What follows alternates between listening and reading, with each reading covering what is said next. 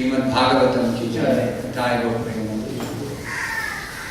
Om Namo Bhagavate Vasudevaya. Vasudevaya. Om Namo Bhagavate Vasudevaya. Om Namo Bhagavate Vasudevaya. Narayanam Namaskritya Naram Chaiva Narottamam Devim Saraswatim Vyasam Tato Jayam Udirayet Nashtaprayeshu Abhadreshu Nityam Bhagavata Sevaya Bhagavatyuttama Shloke Bhakti Bhavati Naishtike. Reading from Srimad Bhagavatam, Canto 2, entitled Cause of Manifestation. Chapter 9, answers by citing the Lord's version, text number 36. Etāvad eva jijñāsyam. Etāvadeva jijñāsyam. Etāvadeva jijñāsyam. Tattva-jijñāsunā ātmanaḥ. Tattva-jijñāsunātmanaḥ. Tattva-jijñāsunātmanaḥ. Anvaya-vyatirekābhyāṁ. Anvaya-vyatirekābhyāṁ. Anvaya-vyatirekābhyāṁ. Yat syāt sarvatra sarvadā. Yat syāt sarvatra sarvadā. Yat syāt sarvatra sarvadā. Etāvadeva jijñāsyam. tattva-jijñāsunātmanaḥ. anvaya-vyatirekābhyāṁ. Yat syāt sarvatra sarvadā.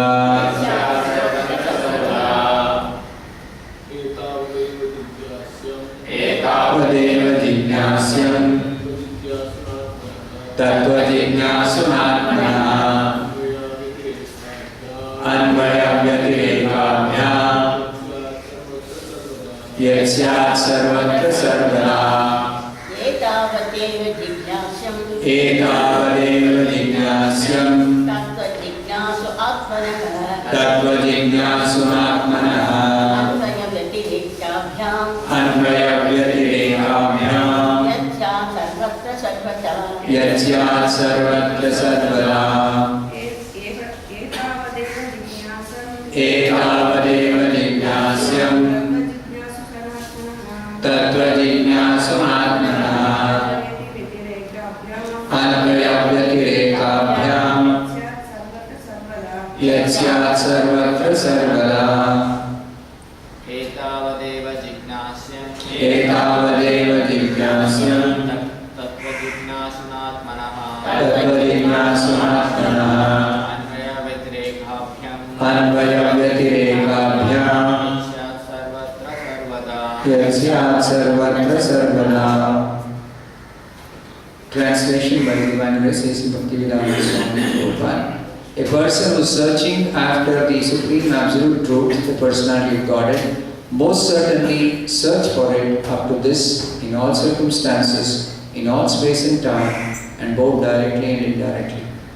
Please repeat the translation. A person who is searching after the Supreme Absolute Truth,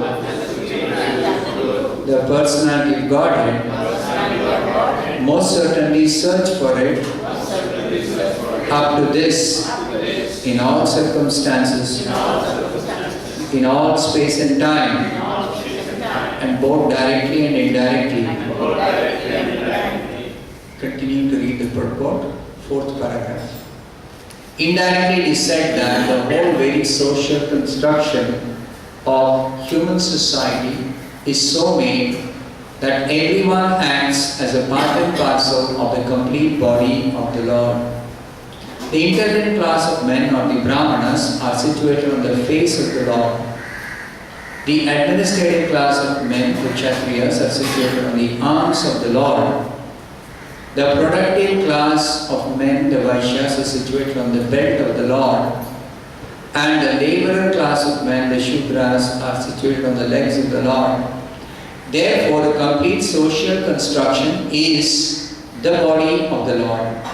And all the parts of the body, namely the Brahmanas, the Kshatriyas, the Vaishyas and the Shudras, are meant to serve the Lord's whole body conjointly. Otherwise, the parts become unfit to be coordinated with the supreme consciousness of oneness. Universal consciousness is factually achieved by coordinated service of all concerned to the Supreme Personality of Godhead. And that alone can ensure total perfection. Therefore, even the great scientists, the great philosophers, the great mental speculators, the great politicians, the great industrialists, the great social reformers, etc., cannot give any relief to the restless society of the material world because they do not know the secret of success as mentioned in this verse of the Bhagavatam. What is the secret in this verse?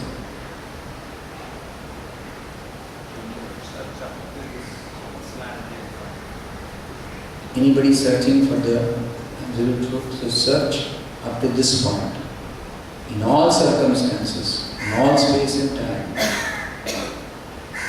directly and indirectly, come up to the point of discovering the personality of God. That is the secret mentioned in this verse. Namely, that one should know the mystery of Bhakti Yoga. In the Bhagavad Gita also it is said, 7.15, Namam dushkrutino mudha prapadyante naradhama maya-vyatirekābhyāṁ asuram bhagamashrita. Because the so-called great leaders of human society are ignorant of this great knowledge of Bhakti Yoga and are always engaged in ignoble acts of self-gratification, bewildered by the external energy of the Lord, they are stubborn rebels against the supremacy of the Supreme Personality of Godhead. And they never agree to surrender unto Him because they are fools, miscreants, and the lowest type of human beings. Mudha, Naradhama, and Asuram Bhavamashrita. Such faithless non-believers may be highly educated in the material sense of the term, but factually they are the greatest fools of the world because by the influence of the external material nature, all their so-called acquisition of knowledge has been made null and void. Maya Vyatirekābhyām. Therefore, all advancement of knowledge in the present context of things is being misused by cats and dogs fighting with one another for sense gratification. And all acquisition of knowledge in science, philosophy, fine arts, nationalism, economic development, religion and great activities are being spoiled by being used as dresses for dead men. There is no utility in the dresses used for covering a coffin of a dead body, save getting false applause from the ignorant public. The Srimad Bhagavatam therefore says again and again that without attainment of the status of Bhakti Yoga, all the activities of human society are to be considered absolute failures only. It is said, this is from the 5th canto, teachings of Lord Rishabdev. Parabhavastavat abodha jato yavanna jijñāsata ātmatattvam yavat kriyāstavadidam manovai karmatmakam yena sharira bandhaha. As long as one is blind to inquiring after self-realization, all material activities, however great they may be, are all different kinds of defeat. Because the aim of human life is not fulfilled by such unwanted and profitless activities. The function of the human being is to attain freedom from material bondage. But as long as one is fully absorbed in material activities, his mind will be overwhelmed in the whirlpool of matter, and thus he will continue to be engaged in material bodies life after life. Evam manah karma vasham prayunte avidyaya ātmani upadhīyamāne prītirna yāva mayi vāsudeve na uchyate deha yogena tāvat. It is one's mind that generates different kinds of bodies for suffering different kinds of material pangs. Therefore, as long as the mind is absorbed in fruitive activities, the mind is understood to be absorbed in the science. And thus, one is sure to be subjected to material bondage in different bodies again and again until one develops a transcendental love for Godhead, Vasudeva, the Supreme Person. To become absorbed in the transcendental name, quality, form and activities of the Supreme Person Vasudeva means to change the temper of the mind from matter to absolute knowledge, which leads one to the path of absolute realization and thus frees one from the bondage of material contact and engagements in different material bodies. Let's start here. Reading Prabhu. Om Jnana-timirandasya Jnananjana-shalakaya Chakshurunmilitam Yena Tasmai Shri Gurave Namaha. Nama Om Vishnupadaya Krishna Presthaya Bhutale Srimate Bhakti Vedanta Swaminiti Namine Namaste Saraswate Deve Gauravani Pracharine Nirvishesha Shunyavadi Paschatya Deshatarine Jaya Shri Krishna Chaitanya Prabhu Nityananda Shri Advaita Gadadhara Srivasavi Gauravakta Vrinda Hare Krishna Krishna Krishna Hare Hare Hare Rama Rama Rama Hare Hare.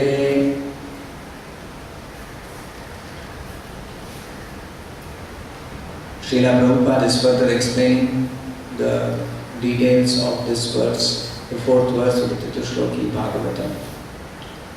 Here he is explaining the fact that the Supreme Personality of Godhead is the complete whole and everyone and everything else are his part. The relationship between the part and the whole is such that the part is always dependent on the whole. That's why we call it part. If the part and whole were identical, then there is no reason to call the part as a part. Say part when it is not equal to the whole. It is a small portion of the whole. Now the part is connected with the whole in a specific way.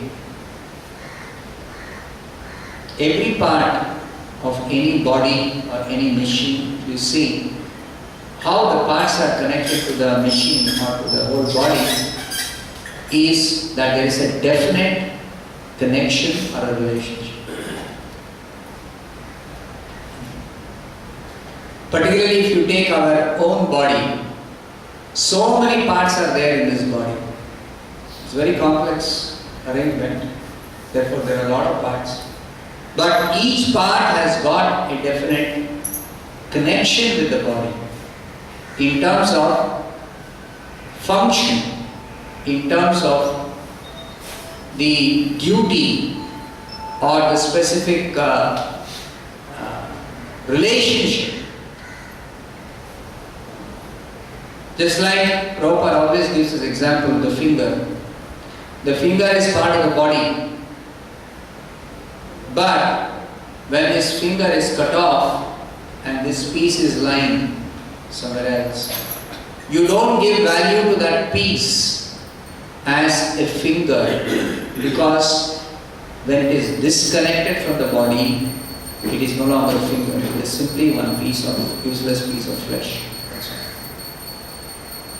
But when it is connected in the body, there is a small cut. You take care to actually, you become concerned to actually heal that wound or cut. Because the finger, when it is connected with the body, it has got a lot of use. And it can be used only if it is in proper working condition, proper condition.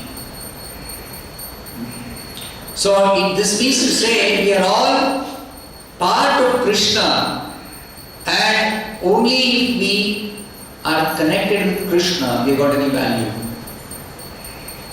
If we are disconnected from Krishna, we have no value.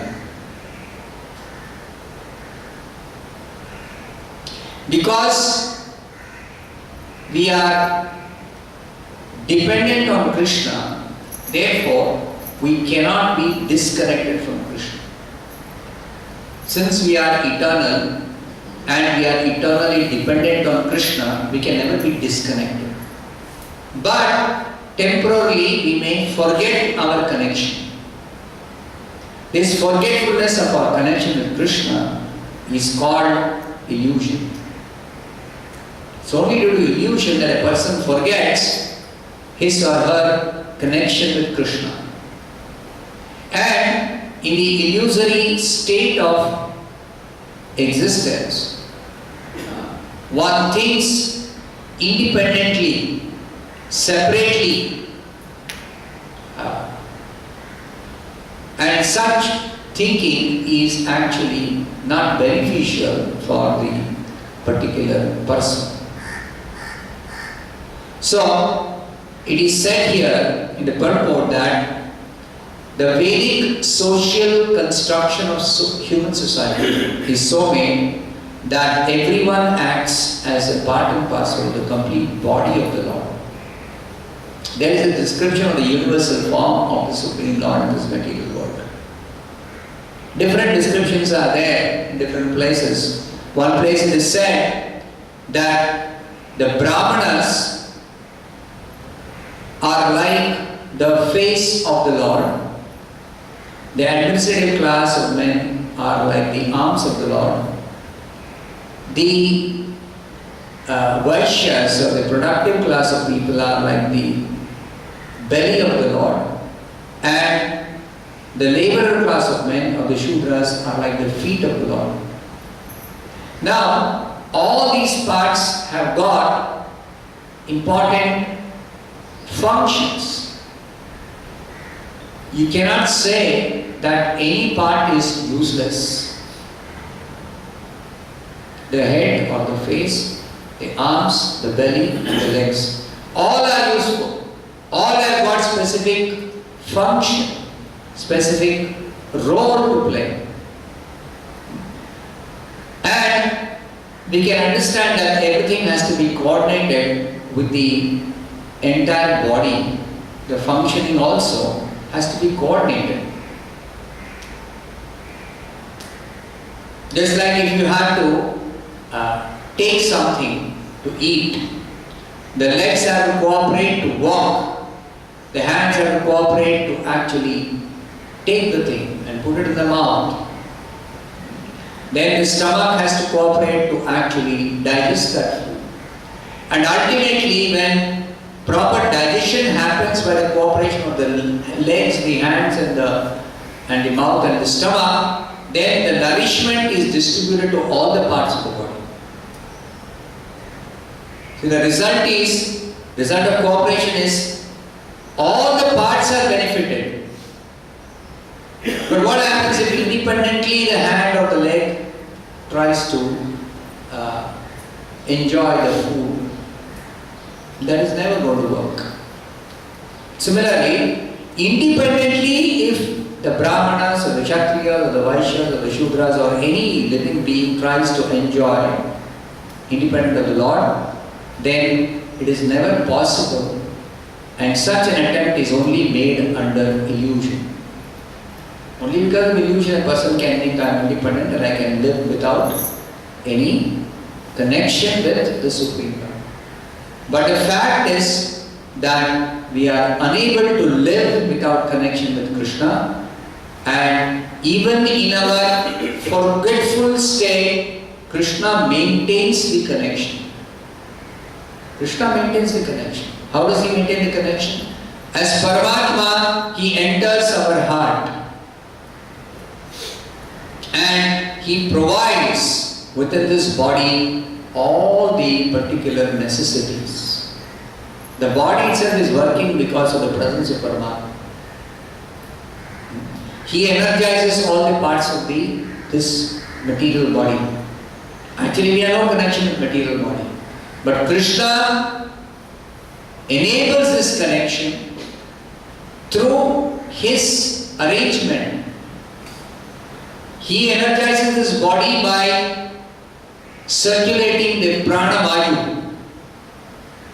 The prana-vayu makes every part of the body like a living part. Just like this hand, there is blood circulation, there is nerve endings, there is muscles which are connected to the bones, and then there is movement possible because of the direction given by the brain. It's such a complex arrangement. It's like it is said, when we speak, there are 32 different muscles which are moving. So unless you can move the mouth properly and vibrate the tongue and the vocal cords are activated, you cannot speak.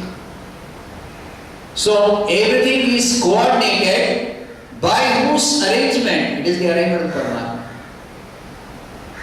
So that Paramatma maintains the connection even though we forget. So to discover this connection is the aim of yoga. Yoga means you understand what is your connection with the Supreme Lord, and first of all you understand with respect to the present body before even you try to understand the spiritual connection of the spirit soul with the Supreme Spirit. You first understand the connection in this very body. Therefore, in the Bhagavad Gita, before Bhakti Yoga is explained in the 12th chapter, in the 7th, 8th, 9th and 10th and 11th chapters, the different connections of the living being in this material world are explained. You see how the progression happens in the different chapters. In the 6th chapter, Krishna concludes that the topmost yogi is the bhakti yogi. Now, to become a bhakti yogi, you have to understand certain fundamentals of bhakti yoga. What are the fundamentals of bhakti yoga? You have to first understand the personality of Godhead and your connection with Him in this body. So Krishna begins by explaining two energies. The Supreme Lord has got two energies. And everything is a combination of these two energies. The material energy and the spiritual energy. So our body is material energy and we as spirit soul, we are spiritual energy of Krishna. Then it is explained Krishna is the source and the maintainer and the controller of these two energies. Then it is explained that this body is actually acquired according to certain laws, and then we have to quit the body at the time of death, and we have to aim for the supreme destination. Otherwise we will get a body in which we again have to continue material existence where there is suffering. So, at the end of the 7th chapter, it is explained Adibhuta, Adidaiva, Adiyajna, Adhyatma. So, all these are explained in relationship with the Supreme Lord as the supreme enjoyer of all sacrifices, as a supreme controller, as a supreme maintainer, as a supreme provider. And then in the 8th chapter, it is explained that this supreme maintainer, or provider or controller or enjoyer, how you have to actually remember him at the time of death in order to successfully terminate this life in this body, in this material existence, in the material world.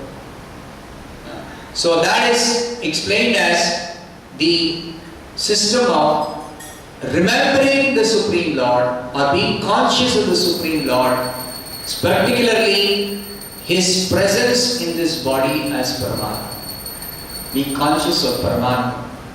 And to be conscious of Paramatma, in the 9th chapter, this confidential knowledge is given that we are dependent on the Supreme Lord even as Paramatma by way of He being present in this material world in so many different ways. He is all-pervading as Brahman, and because He is all-pervading as Brahman, everything is activated. Material energy which is dead, inert, inactive, becomes activated because Krishna is all-pervading Brahman. He pervades the entire material energy. So material energy begins to act in the form of the 3 modes and the combinations and the changes that is made possible by the Lord actually all-pervading as Brahman. Then in this body as Paramatma, He is present to give us intelligence, to give us knowledge, to give us directions, to energize the different parts of the body, because the energizing the material energy is one thing. Just like the seasons are changing, the sun is rising, or the ocean, there are so many waves. These are all impersonal control, impersonal arrangement. But within this body, there is a person, and that person's working, thinking, feeling, willing, enjoyment has been facilitated. Now that is not done through the Brahman, that is done specifically through Paramatma. It is not through Brahman, it is through the feature of the Lord as Paramatma that this is facilitated. Because for each individual, there is a specific facilitation required. Otherwise, impersonally, the laws are working in the material world. You see, the seasons are changing, the planets are moving in their orbit. All that impersonally is happening, but the control and the facilitation inside each body for the living entity is specific to each jiva. So that is done by the Paramatma. And that Paramatma, how he actually enters into everything material, because ultimately everything can be seen as a material body only in this material world. That is explained in the 10th chapter of the Bhagavad Gita. Krishna, how he enters into everything as Paramatma and actually makes everything work. First of all, every body has to work properly. A dog's body, it facilitates the soul in the dog's body to enjoy or think or act like a dog. The same living entity, if it enters a cat's body, it's a different kind of body. In that body, the living entity has to think, feel, act, enjoy like a cat. So this facilitation is done by the Lord as Paramatma. As Paramatma is in the cat's body, is in the dog's body, is in the human body, and in each body also, especially when it comes to the human being, the thinking is developed to the human being. It's not developed in the lower animals.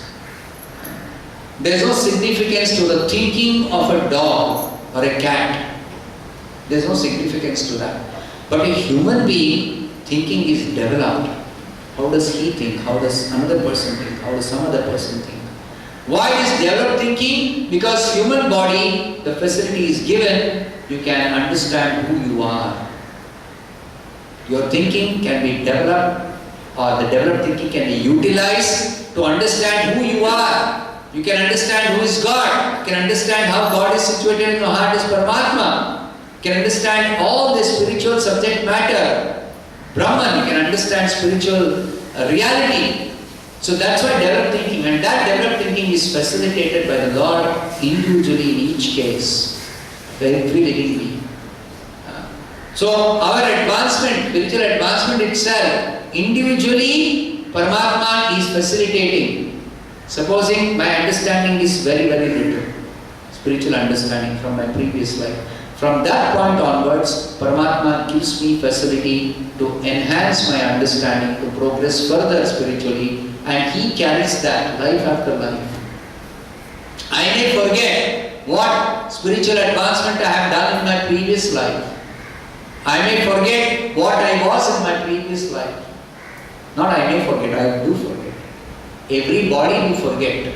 Material body means forgetfulness of the previous life or previous situation. So Paramatma actually remembers. Each person, why is Paramatma accompanying each soul? Body after body, life after life. Why is He accompanying specifically each jiva? Because He remembers, oh, this jiva has done this. This jiva has done this much advancement, particularly spiritual advancement.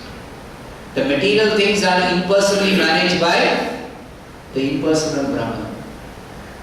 There are laws which actually are working according to the guna, kala, karma, that is impersonally working. That is the direction to Durga Devi.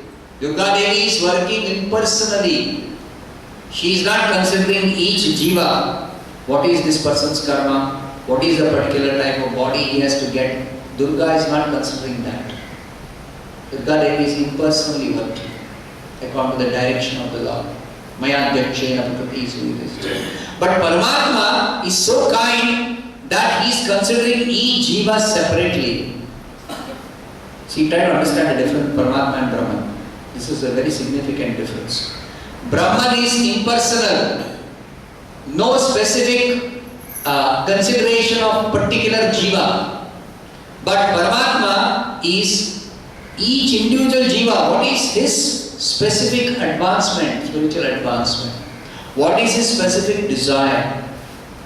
What is his specific, of course, the desire also, if it is a material desire, that is impersonally taken care of by guna, kala, karma, by Brahman.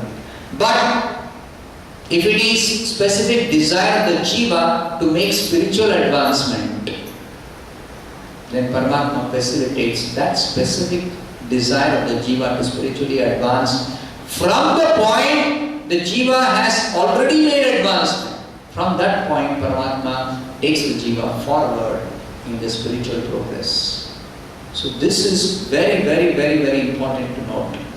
How Paramatma specifically accompanies each individual soul, facilitates all the individual requirements of the jiva, and particularly is there for the jiva. Individually he is there for each jiva, particularly the human form of life. He is there even in the animal form of life. Why? Because even the animal body, a jiva, can make spiritual advancement. Even though generally it is not possible for a cat or a dog to understand what is Krishna consciousness. By good fortune, some living entity in a lower body takes association of the Supreme Lord or his pure devotee and is able to make spiritual progress. Just like the example is given in the Chaitanya Charitamrita, when dogs started following Shivananda Sena. Now Shivananda Sena in the beginning did not, when Shivananda Sena was traveling with devotees from Bengal to Puri for the Rath Yatra, every year devotees would come to participate in the Rath Yatra to see Chaitanya Mahaprabhu, to take association, to visit the holy town. Now, this dog is following the party, particularly it's following Shivananda Sena. Now, Shivananda Sena didn't take particular note, but after some time, you see, it's following, it's not leaving. And he was just telling, feed the dog. Poor thing, it is getting hungry, ready, it requires some food. There's nobody to take care of it. Feed the dog. He's telling the servant, feed the dog. Like, so all arrangements are made for the devotees to take prasad, right, time to time when they're traveling. He's telling the servant, feed the dog. The dog is nicely eating and keeping on following. Then, when they had to cross one river, they had to go by a boat. So the boatman is telling, I will take all of you. I won't take this dog inside the boat. So then, Shivananda Sena is trying to leave behind the dog. The dog is not ready to be left behind. It is somehow indicating that I also want to come with you. I don't want to be left behind. So Shivananda Sena took compassion on the dog and told the boatman, let the dog also come. I can't allow the dog on my boat. This is meant for human beings. It's not meant for dogs and animals. So somehow he was trying to cajole the boatman and said, ultimately, I'll give you more money if you want. Please take the dog. I'm requesting you. And when he said, more money, the boatman said, okay. So the dog went with Shivananda Sena. Ultimately, we know that the dog went to Chaitanya Mahaprabhu, and Chaitanya Mahaprabhu gave some prasadam, and the dog went back to Godhead. So, how does this dog get the intelligence? I have to follow this particular Shivananda Sena, this devotee, and not just go here and there. Dogs, even though they are attached to their master, I have heard this many times. I have heard this. Dogs can easily be lured away by somebody else. I have a friend in Mysore. His brother has got a dog in his home. So the dog is nicely taken care of by the brother. But because it is a vegetarian home, the dog is fed only vegetarian food. It is never given non-vegetarian food. But dogs by nature, they like, especially chewing on the bones of some animal. They like to suck the bones with some little pieces of flesh. So, somebody wanted to steal this dog. So what they did, when this dog was out of the house, they fed this dog some nice juicy bones. And the dog started following. It was tasting the bones and it started following that fellow. And the dog went away. Then this boy, this devotee's brother, he's searching for a dog, he's not finding. Then he's searching, he's not finding the dog. So it's not that dogs are always, they are faithful to the master, they're attached to a particular master, the master takes care. But they can be lured away by somebody else also. But this dog, which is following Shivananda Sena, was not going away. So who is giving the intelligence to this dog to follow Shivananda Sena, the devotee? That is the spiritual advancement that Jiva has made to that extent, and Paramatma facilitates further advancement by directing the Jiva, even in the dog's body. So it is Paramatma's specific mercy on the Jiva to enable the Jiva to take up Krishna consciousness at any stage in life, and to progress further in Krishna consciousness by getting the direction from Paramatma internally, externally, in so many ways. Paramatma facilitates this, giving the direction to Jiva. So when it says Krishna gives intelligence as Paramatma, the intelligence is not material intelligence. It is spiritual intelligence for advancement in Krishna consciousness. Material intelligence can be given by the Lord even in his feature as Brahman, by the impersonal working of the material nature. There is this arrangement of the brain, the nervous system, the reflexes, all that is part of material intelligence.